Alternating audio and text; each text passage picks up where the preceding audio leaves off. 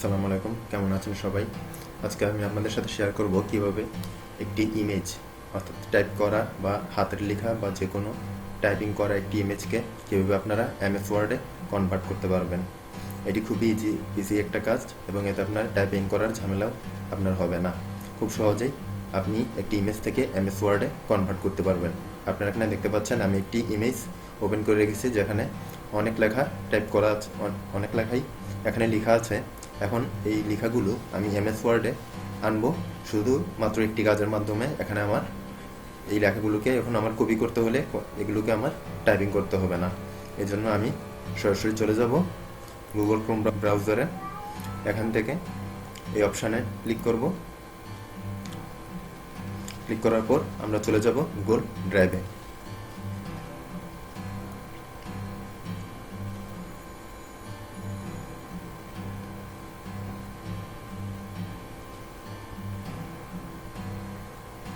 Google ড্রাইভে চলে যাওয়ার পর যে ফাইলটি আমি ওপেন করব, অর্থাৎ যে ফাইলটিকে আমি কনভার্ট করব, সেটিকে আমার এখানে ড্রপ করার জন্য আমি নিউতে ক্লিক করব।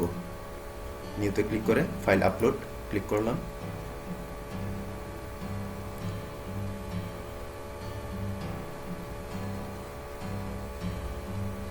এখন আমি আমার সেই ইমেজটি এখানে আপলোড করব।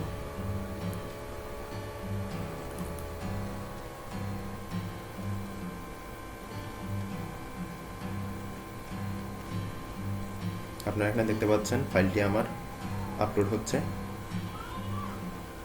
আমি তারপর এখান থেকে রিসেন্টে ক্লিক করব, তাহলে আমি যা যা আপলোড করেছি এখন সব কিছুই এখানে আমার শো করবে। এখন আমি এই ফাইলটির উপর রাইট বাটনে ক্লিক করব। ক্লিক করার পর ওপেন উইথ অপশান থেকে গুগল ডক্সে ক্লিক করব। এখন এটি আমার গুগল ডক্সে ওপেন হবে।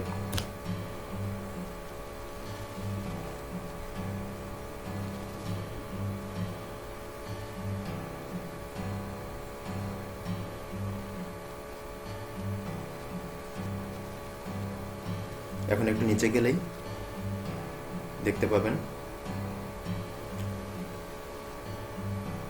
ইমেজে আমার যেসব লেখাগুলো লেখা ছিল এখানে সেই লেখাগুলোই এখানে আমার চলে এসেছে, কোনো টাইপিংয়ের ঝামেলা ছাড়াই একবারে হুবহু সেই লেখাগুলোই।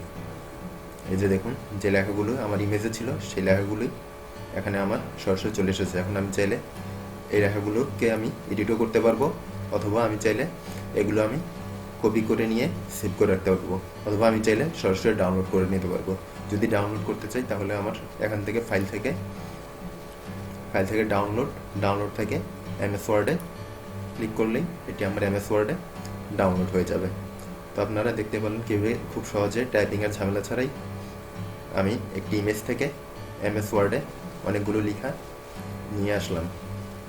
যদি ভিডিওটি ভালো লেগে থাকে তাহলে সাবস্ক্রাইব করে নিন।